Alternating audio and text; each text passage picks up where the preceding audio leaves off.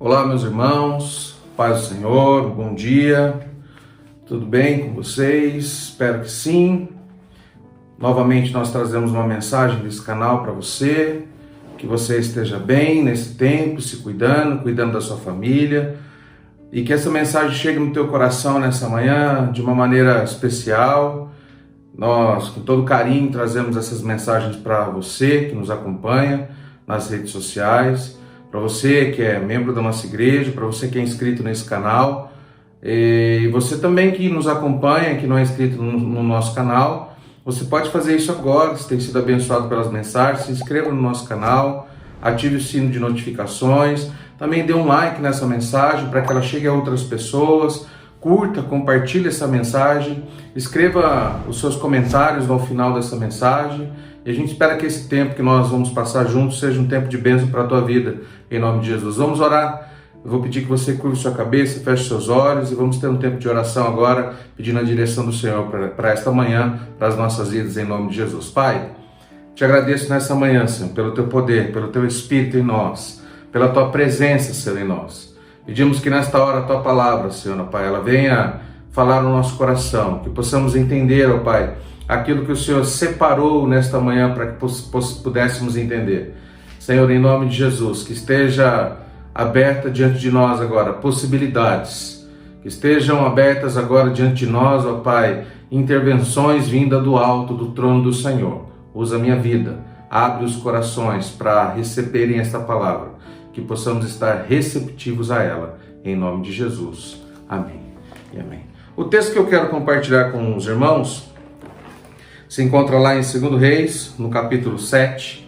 2 Reis, capítulo 7, versículo 1 e versículo 2.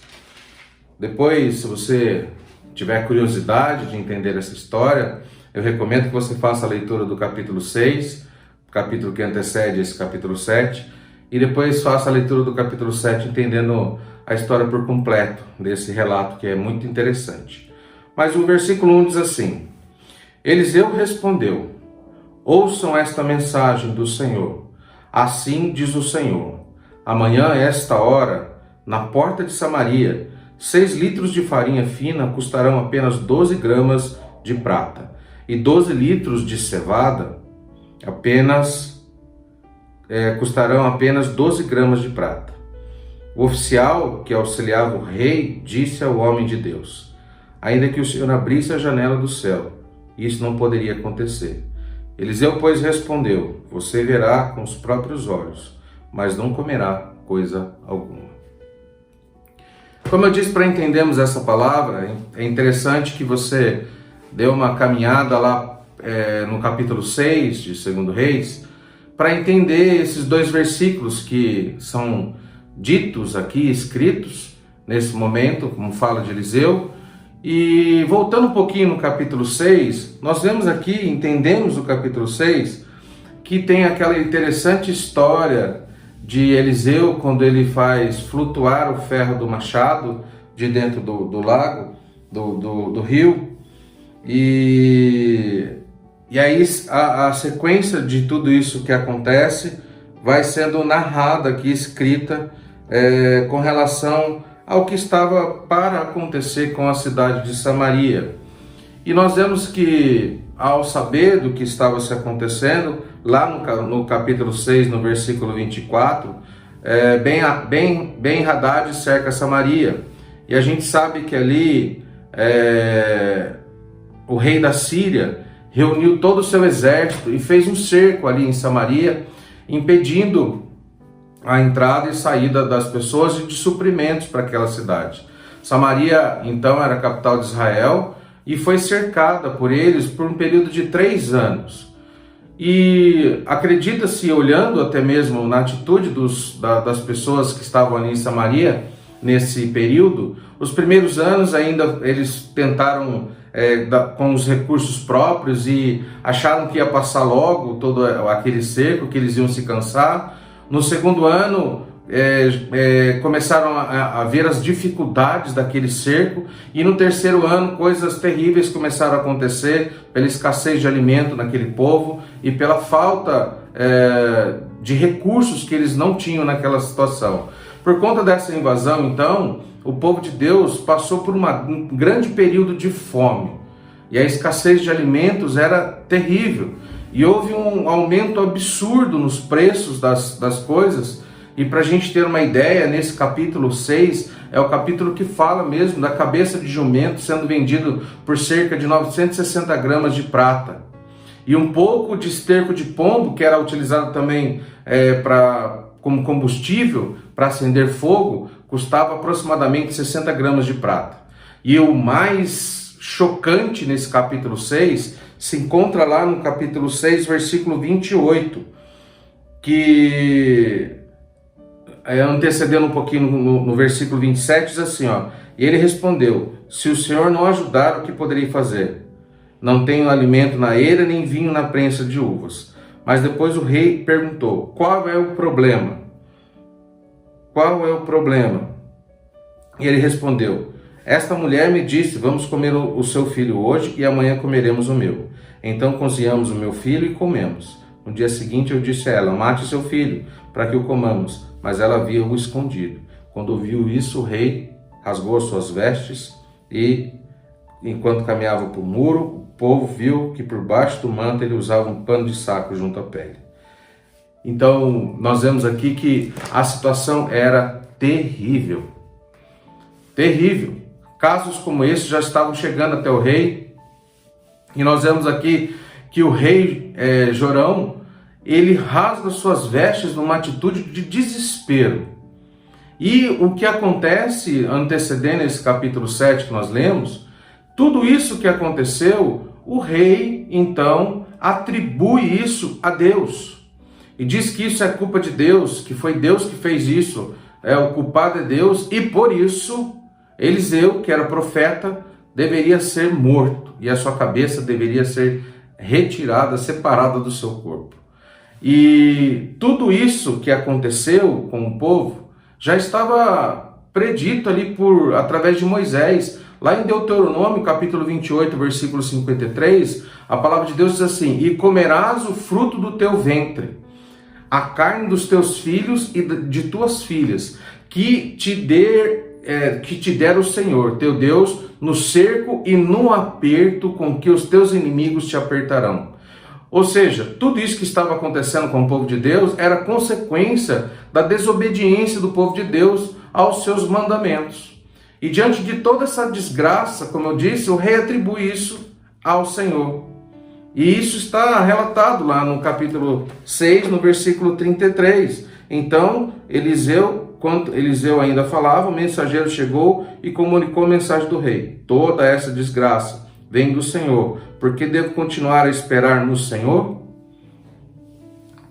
E essa situação não é diferente da situação que vivemos, ou muitas vezes do que ouvimos as pessoas dizerem. Parece que essas coisas não acontecem hoje, né?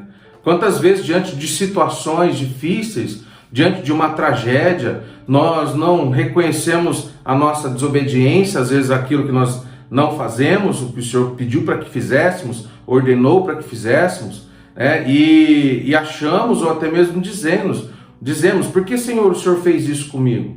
Por que o Senhor permitiu isso? Por que, Senhor? Agora nós vamos entender aqui o que o Eliseu profetizou nessas palavras do capítulo 7, versículo 1 e 2, e que aconteceu de fato com o capitão, que disse essas palavras para ele aqui no final do versículo 2, dizendo assim: ainda que o Senhor abrisse as janelas do céu, isso não poderia acontecer. Eliseu profetiza aqui, dizendo que esse tempo ele estava para cessar, para terminar. Ele diz: amanhã, a esta hora, na porta de Samaria, 6 litros de farinha fina custarão 12 gramas de prata, e 12 litros de cevada também custarão 12 gramas de prata. É essa profecia que Eliseu dá a este capitão, servo do rei. E neste mesmo capítulo, a palavra fala, no capítulo 7, de 4 leprosos que estavam na porta, na entrada da cidade. Como é sabido por nós, os leprosos na época eram considerados impuros, e a sua enfermidade física era atribuída também a uma carga espiritual, ou seja, eles eram considerados pecadores. e eles não podiam estar no convívio das pessoas na cidade. Então a palavra de Deus diz que eles ficavam à margem, os muros da cidade, e eles estavam ali à porta dessa cidade. E os 4 estavam ali conversando entre eles e disseram: se nós entrarmos para a cidade, nós morreremos, porque pode ser que eles nos peguem lá dentro da cidade, o povo sírio pode ser que eles nos peguem lá dentro da cidade e nos mate. Mas se nós ficarmos aqui fora, também nós vamos morrer de fome, nós não temos recursos nenhum aqui na porta da entrada aqui dessa cidade. Então o que nós vamos fazer? Vamos entrar, né? E seja o que Deus quiser. Se eles não nos matar, eles vão nos prender, mas se nos matar, pronto, a gente ameniza e termina com esse problema. E eles ficaram ali naquele impasse dentro da porta da cidade, e eles ficaram ali pensando como que eles iriam agir. E quantas vezes diante de nós, uma situação ou alguns momentos onde nós somos ameaçados com uma dificuldade, nós ficamos às vezes parados, sem atitude, e às vezes nós nos entregamos. A atitude daqueles 4 homens foi uma atitude de valentia. E a palavra de Deus diz lá em 2 Timóteo, capítulo 1, versículo 7, porque Deus não nos deu um espírito de temor, mas de fortaleza, de amor e de moderação. Deus não nos fez para sermos covardes. Deus nos fez corajosos, ousados, destemidos. Deus nos fez para guerrear, porque Ele está conosco, Ele está diante de nós. E foi diante dessa atitude dos leprosos, que estavam à beira da cidade, que Deus agiu em favor do povo com um grande milagre. Quando os leprosos chegaram até o acampamento dos sírios, eles viram que não havia ninguém mais lá. E aí eles se fartaram de todos aqueles alimentos que estavam ali, e aí diz a palavra de Deus que eles saquearam todo aquele acampamento, pegaram as posses, os bens, diz que os cavalos, os burros, os jumentos estavam todos amarrados. Os sírios já haviam fugido de lá, eles saíram correndo de lá, porque eles ouviram, através da intervenção de Deus, o som de carruagens e de um grande exército vindo contra eles. E aí aqueles leprosos se fartaram de tudo que eles haviam necessitado em todo esse tempo. Imagina, irmãos, um tempo de fome, de escassez, 4 homens leprosos que já viviam na escassez de recursos, à beira da porta da cidade, dos portões da cidade, entram e se fartam de toda aquela comida, bebida, posses, ouro, e aí eles fazem uma seguinte reflexão: poxa vida, nós não podemos ficar com tudo isso só para nós. Nós temos que compartilhar isso com o povo de Deus. Nós precisamos ir lá avisar eles que estão lá em Samaria que o acampamento está vazio, que eles podem vir para cá buscar os recursos. E mesmo diante dessa notícia boa, chegam até o rei informando isto. O rei, ainda desconfiado, diz assim: eu acho que isso é pegadinha, e eu acho que eles estão criando uma emboscada para nós, eu acho que eles estão com os carros longe da cidade, e à medida que nós chegarmos lá para pegar os recursos, eles vão nos capturar e vão nos matar. E aí um deles diz assim: eu mando um espião para lá, para ver como está a situação, e esse espião vai até lá, olha para a situação que está, e chega para o rei, e diz a palavra de Deus que é interessante, que eles, à medida que eles estão chegando no caminho, eles vão se deparando com algumas peças de roupa, alguns utensílios que foram deixados no caminho, pela fuga desesperada daquele exército. E aí eles chegam até o rei e dizem: rei, é verdade, o acampamento está largado lá, e tem muita coisa que a gente pode se beneficiar, e assim o rei manda que todos fossem até lá e fizessem ali então o saque a todos aqueles recursos. E a palavra de Deus diz que exatamente neste dia, a profecia que Eliseu havia dado, dizendo no capítulo 7, versículo 1, ouça esta mensagem: amanhã, a esta hora, na porta de Samaria, 6 litros de farinha fina custarão 12 gramas de prata, e 12 litros de cevada custarão apenas 12 gramas de prata. Essa profecia de Eliseu se cumpre, ela acontece, e a profecia se cumpre além daquilo também que Eliseu havia profetizado, das janelas dos céus abertas com essas bênçãos, se cumpre no outro sentido também, dizendo qual foi o destino daquele oficial do rei com relação a isso. Eliseu disse a ele: e você verá tudo isso e não experimentará, e você não comerá coisa alguma. E no capítulo 7, no versículo 19, diz que assim aconteceu, porque este oficial foi pisoteado pelo povo à porta da cidade e morreu. Pastor, que mensagem é essa? O que o senhor está querendo dizer? O que o senhor está querendo nos mostrar nessa manhã? Existem duas passagens que nos mostram falando a respeito da janela. E a palavra de Deus aqui diz que é a janela dos céus. E essa mensagem ela nasce no meu coração justamente pensando nesse termo que a palavra de Deus usa, falando com relação à janela dos céus. E se você for pesquisar, olhando a palavra de Deus, existem várias vezes onde esse termo é citado, mas com algumas diferenciações no seu resultado. Aqui, as janelas dos céus foram abertas com relação ao suprimento e à resposta num tempo de escassez e num tempo de dificuldade. A palavra de Deus diz lá em Gênesis, no capítulo 7, no versículo 11, no ano 600 da vida de Noé, no mês segundo, aos 17 dias do mês, naquele mesmo dia, se romperam todas as fontes do grande abismo e as janelas do céu se abriram. Aqui mostra o início do dilúvio e acontece então o juízo de Deus a todos aqueles que não deram ouvidos ao que o Senhor tinha dito para o povo por intermédio e através da vida de Noé. Janelas dos céus, nesse sentido, juízo de Deus. O segundo sentido que eu encontro também na Bíblia, que nós estamos muito acostumados a falar sobre esse texto, se encontra lá em Malaquias, no capítulo 3, no versículo 10. E sempre falamos ele quando nós vamos recolher os dízimos, as ofertas da igreja, que diz a palavra de Deus em Malaquias 3:10, que se eu não vos abrir as janelas dos céus e derramar bênçãos sobre vós, trazei todos os dízimos à casa do tesouro. E diz o Senhor, se eu não vos abrir a janela dos céus e derramar bênçãos sobre vós. E aqui, em Malaquias 3:10, fala da bênção de ser obediente a algo que o Senhor nos colocou e quais são as consequências e a bênção desta obediência, que é a abertura da janela dos céus e derramamento de bênçãos sobre a tua vida, e a palavra de Deus que são bênçãos sem medida. O que eu consigo observar, que na primeira Deus abre as janelas dos céus para um dilúvio, e o dilúvio varreu a face da terra, varreu todo o mal existente, e ele varreu, como também varreu aqui, os inimigos de Israel.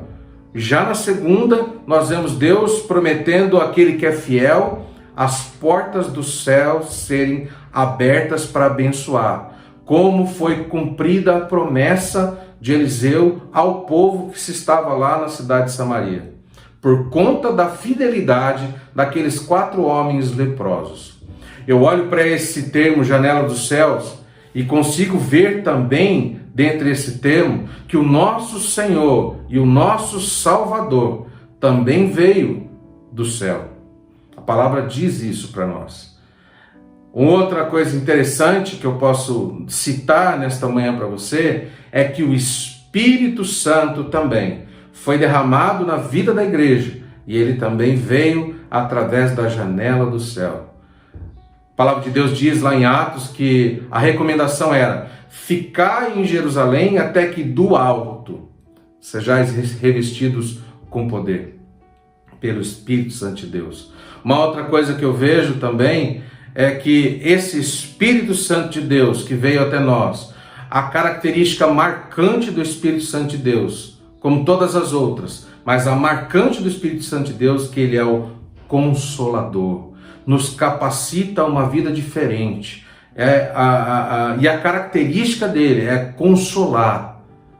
E aí eu continuo olhando para essa janela dos céus, que é a janela onde vem bênçãos, vem juízo, a janela de onde vem a salvação, a janela de onde vem o consolo, eu também olho para esta janela e vejo que em Apocalipse, no capítulo 1, no versículo 7, ela diz assim, Apocalipse, capítulo 1, versículo 7 e versículo 8. Apocalipse, capítulo 1, versículo 7 e versículo 8. A palavra de Deus diz assim: Vejo, ele vem com as nuvens do céu, e todos o verão, até mesmo aqueles que o transpassaram, e todas as nações da terra se lamentarão por causa dele. Sim, amém. E o versículo 8 diz assim: Eu sou o Alfa e o Ômega, diz o Senhor Deus. Sou aquele que é, sou aquele que era e que ainda virá, o Todo-Poderoso. Ou seja, eu termino essa mensagem nessa manhã dizendo para você: da janela do céu vem o juízo, da janela do céu vem bênçãos para os obedientes, da janela do céu vem bênçãos para nós, e os recursos das janelas dos céus são intermináveis, não tem fim. Jamais você vai ouvir uma mensagem como esta dos recursos da janela do céu, dizendo para você o produto ou a intervenção ou até mesmo o recurso que você precisa não se encontra disponível em nosso estoque. Você nunca vai ouvir isso, porque através das janelas dos céus os recursos e as bênçãos são infinitas, jamais o estoque se esgota. Todas as bênçãos das janelas dos céus estão disponíveis para aqueles que obedecem ao Senhor, para aqueles que buscam o Senhor. Os recursos estão todos para você disponíveis. Não há recurso indisponível no estoque do Senhor. Amém? E por fim, através da janela do céu, voltará também o nosso Senhor e o nosso Salvador. Aleluia! Aleluia! Obedeça a palavra de Deus. Entenda que os recursos para o Senhor, para a tua vida, para esta vida nossa, eles são infinitos.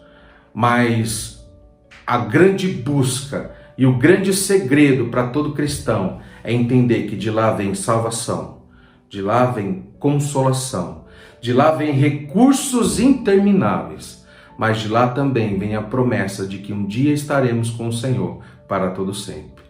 Glória ao nosso Deus. Amém. Deus abençoe você. Eu quero orar nesta hora pela tua família, pela tua casa, em nome de Jesus. Pai, te agradeço nesta manhã por esta mensagem. Pai, este meu irmão que nesta hora, Pai, clama ao Senhor, Pai, por uma ajuda, por uma intervenção do Senhor, seja em qualquer área. Precisa de recursos que vêm do Senhor. A tua palavra nos mostra, Senhor, que nos momentos de obediência, todos os recursos são disponibilizados para nós, de maneira, Senhor, que não há escassez de recursos quando vem do Senhor. O Senhor cuida de todos os detalhes. Pai, este meu irmão agora também, Senhor, que clama, Senhor, ó Pai, e tem no desejo no coração de se entregar ao Senhor, de o conhecer como Salvador, ó Pai, de entender esta salvação, de receber nesta hora o consolo do Espírito Santo. Que este também seja abençoado e contemplado. Ó Pai, mas este que tem a espera constante no coração também, da tua segunda vinda, ó Pai, quando o Senhor virá buscar a tua igreja, nos prepara cada dia para esse grande dia, Senhor. Que possamos, ó Pai, entender que das janelas dos céus, o Senhor, ó Pai, tem bênçãos para a tua igreja e bênçãos para a nossa vida, em nome de Jesus. Amém. Que Deus te abençoe, que Deus abençoe a sua semana, que Deus abençoe seu dia. É um prazer sempre estar com você aqui. Se você tem o desejo também de estar conosco presencialmente nos nossos cultos, aos domingos à noite, que você também aponte o seu celular, se você está assistindo essa mensagem por um outro recurso, pelo computador, aponte seu celular aqui para o canto, onde nós temos o QR Code, você pode cair diretamente no nosso sistema de inscrição para os cultos presenciais. Ainda nós passamos por esse modelo, nós estamos seguindo todas as recomendações governamentais do decreto municipal, então de maneira segura, estamos com uma distância segura, todos de máscara, e estamos reunidos ali naquele lugar para adorar o Senhor. Vem junto conosco, nós te esperamos em um momento oportuno. Se não for esse, e que você continue nos seguindo e nos acompanhando pelas redes sociais também. Em nome de Jesus, nós te agradecemos, Senhor, por esta manhã e agradecemos a você, ouvinte, você que está nos ouvindo essa mensagem, seja no lugar onde você estiver, no teu carro, na tua casa, na TV, no computador, que as bênçãos do Senhor sejam derramadas sobre a tua vida em nome de Jesus. Amém.